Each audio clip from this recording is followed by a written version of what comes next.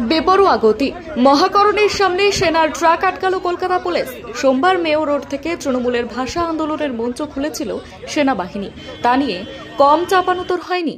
তার 24 ঘন্টা কাটতে না কাটতেই সেনার বেপরোয়া গাড়ির গতি নিয়ে নতুন করে সমস্যা দেখা দিল। মঙ্গলবার বেলা 11টা নাগাদ মহাকরণের সামনে দিয়ে সেনার একটি ট্রাক বেপরোয়া গতিতে যাওয়ার অভিযোগ তুলে তা আটকে দিল কলকাতা ট্রাফিক পুলিশ। সেনার এই ট্রাকটি থামায় পুলিশ। সেনা ট্রাকের ঠিক পেছনেই ছিল কলকাতা পুলিশ কমিশনার মনোজ ভার্মার গাড়ি। তার নিরাপত্তার কারণে সেনার গাড়ি আটকানো হয়েছে বলেই পুলিশ সূত্রে খবর। যদিও বেপরোয়া গতির বিষয়টি অস্বীকার করে সেনার তরফে জানানো হয়েছে, মহাকরণের সামনে থেকে গাড়িটি বাঁক নেওয়ার সময় পুলিশ তা আটকে দেয়। হেয়ার স্ট্রিট থানায় সেনা অফিসাররা ঘটনাটি ঠিক কি ঘটেছে জানা গিয়েছে। মঙ্গলবার বেলায় ফোর্ট উইলিয়াম থেকে রওনা দিয়েছিল সেনাবাহিনীর একটি ট্রাক।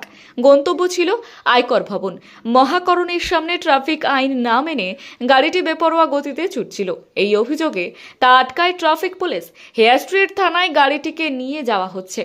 এদিকে ট্রাফিক পুলিশের দাবি, সেনার ট্রাকটি এমন গতিতে ছুটছিল যে বাঁক নিতে গিয়ে বড় দুর্ঘটনা ঘটার আশঙ্কা ছিল, তাই তা আটকানো হয়েছে।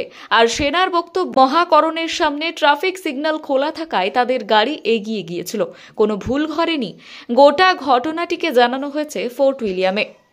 সোমবার মেয়র রোডে তৃণমূলের ভাষা আন্দোলন চলাকালীন আচমকাই মঞ্চ খুলে দিয়েছিল সেনাবাহিনী। খবর পেয়ে সেখানে ছুটে যান খোদ তৃণমূল নেত্রী।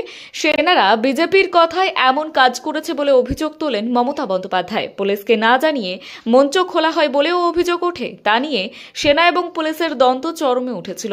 আর মঙ্গলবার সেনার গাড়ি নিয়ে সংঘাত তৈরি হলো।